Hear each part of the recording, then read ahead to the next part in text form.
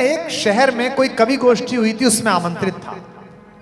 अब एक तो प्रेम विवाह, 2 साल के अफेयर के बाद, एक नई नई शादी, पत्नियां प्रतीक्षा करती हैं कि खाना साथ खाएं। बाद में तो पता होता है कि ये अपना खाई जाएगा तो अपना खा। पत्नी झगड़ा कर ले तो पुरुष को मोक्ष प्राप्त हो जाता है कि चलो निकल गया। ना बोले तो वो रौरव नरक में पड़ा रहता है कि पता नहीं क्या सजा मिलेगी, बोल नहीं रही। उसके दिमाग में आया कि एक गाड़ी चाहिए, तो सोते हुए आदमी के दिमाग में ईश्वर ने कहा गाड़ी, वो जो नया लड़का आया है गाजियाबाद वाला, उसके पास है, वहां से ले ले। तो वो मेरे पास आए। भगवान ने इनसे कहा कि बाकी 70 गाड़ी छोड़ 71वीं गाड़ी उसकी ले ले। अगर आज मैंने इन्हें गाड़ी ना दी होती और मैं ना गया होता तो भगवान मुझसे कहता है यार तेरे को काम सौंपता हूं, तू करता नहीं है, आगे से ना तुझे गाड़ी दे रहा ना काम दे रहा, इसी में लगा रहा है तू जहां लगा हुआ है।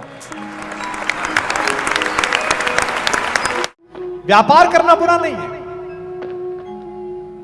लेकिन ये इसके मालिक हैं। अगर ये अहंकार आ गया तो बेकार है। कस्टोडियन है आप, आपको जिम्मेदारी सौंपी गई है। मैं एक डिग्री कॉलेज में पढ़ाता था, प्रेम विवाह किया तो एक मारुति 800 हमने खरीद ली दोनों ने। नई गाड़ी आती थी, वो मैनुअल आती थी ना, उतर के मोड़नी पड़ती थी।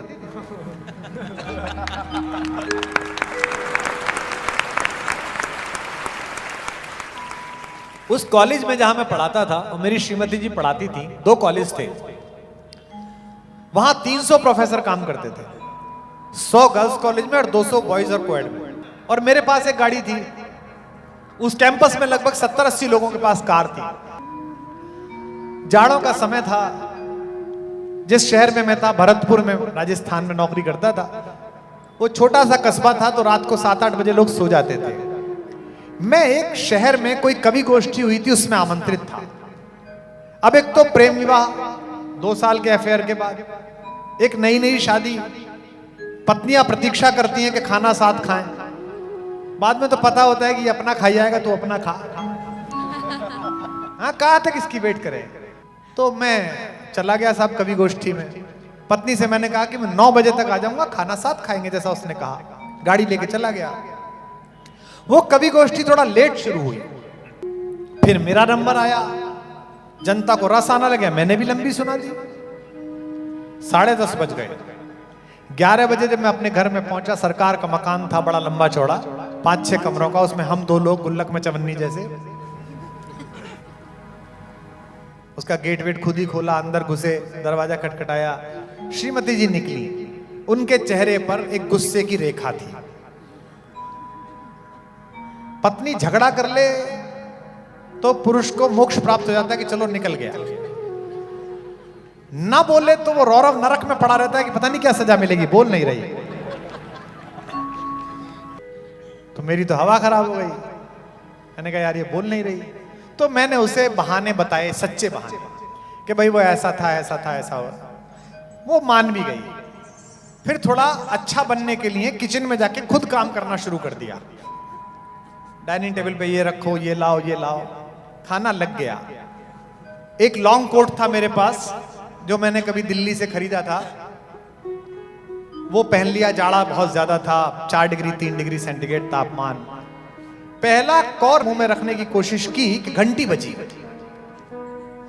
रात को 11:30 बजे घंटी बजी। दरवाजा खोला तो एक कॉलेज के हमारे जो हेड क्लर्क थे, शर्मा जी, वो बदहवास हालत में शॉल ओढ़ के बोले विश्वास जी थोड़ी आपकी जरूरत पड़ गई। बुजुर्ग थे, 58 साल के होंगे। मैंने कहा भाई साहब बताएं। मैं तो जवान था, 26-27 साल का। मैंने कहा भाई साहब आदेश करें। उनका लड़का था पप्पू।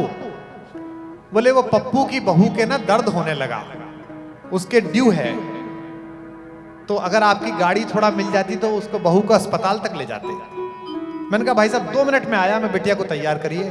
मैं अंदर गया। मैंने उससे कहा यार तुम खाना खा लेने का, वो शर्मा जी की बहू शायद ड्यू है, उसको छोड़ने जाना है। उसने कहा अच्छा फिर खाना। मैंने कहा तो लौट के खा लेंगे, तुम खा लो।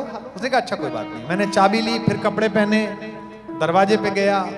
पप्पू की बहू पीछे लिटाई गई। पप्पू की माँ उसकी गोद में बैठी, उसको लेके आगे मैं गाड़ी चला रहा हूं, इधर शर्मा जी बैठे। अस्पताल में पहुंचे, सरकारी अस्पताल, डॉक्टर नहीं मिल रहा, नर्स कहाँ है, स्ट्रेचर लाओ। 1:30 बज गया। जब बहू अंदर चली गई लेबर रूम में, तो पप्पू की माँ बोली कि भाई साहब एक छोटी सी बात थी। मैंने कहा कहिए भाभी जी। हम दोनों तो यहां आ गए, पप्पू घर में अकेला है। मैंने कहा तो पप्पू को भी ले आते, उसकी घरवाली है, थोड़ा उसका ढांढस बंधा रहता। मैंने कहा जी लाता हूं। मैं गया, उनको ले आए साहब। बज गया 2:30। अब 2:30 बजे पुत्र पैदा हो गया। बधाइयां हो गई। शर्मा जी ने खुद कहा कुमार जी बहुत देर हो गई, आप घर चले जाइए, हम सुबह को किसी माध्यम से आ जाएंगे। मैंने कहा देख लीजिए। नहीं आप चले जाइए। हम गाड़ी चला के पहुंचे। श्रीमती जी ने दरवाजा खोला 3 बजे। मैंने कहा बेटा हो गया उनके, अच्छी बात। मुझसे बोली कि खाना खाएंगे, गरम कर दूं। मैंने कहा तुम, मेरा मन नहीं है। तो मैं समझ गया कि देवी कोप में है। मैंने कहा मैंने भी वहां कुछ बिस्किट खा लिए थे। हम दोनों सो गए। अगले दिन संडे था। सुबह उठ के अपने बाहर के लॉन में कुर्सी बिछाई, चाय वाय लगी, तो उसके चेहरे पर रात्रि का गुस्सा था। मेरे विवाह को 3 या 4 महीने हुए थे। मैंने उससे कहा रात की घटना पे तुमसे एक बात करनी है। उसने कहा कोई बात नहीं, हो जाता है। मैंने कहा नहीं आज बात करनी जरूरी है, जीवन साथ बिताना है। तो बोली बताइए।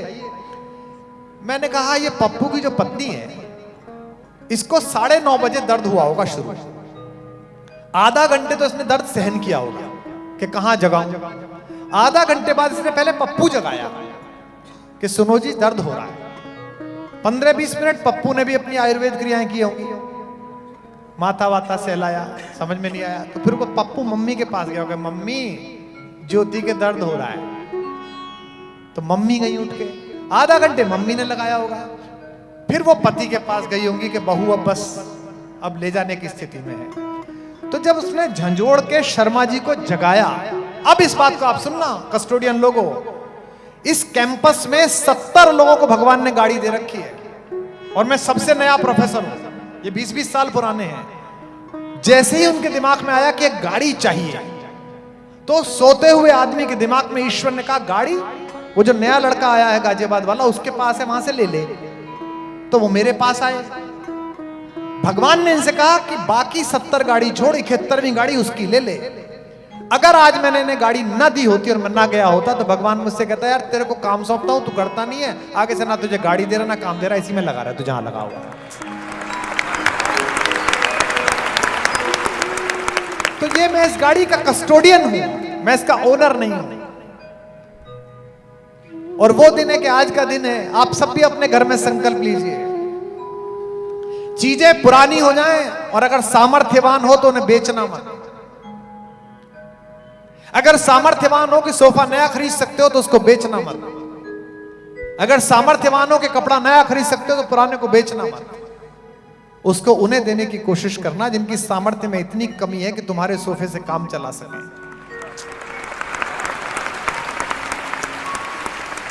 गमों की आंच पर आंसू उबाल कर देखो, बनेंगे रंग किसी पर तो डाल कर देखो।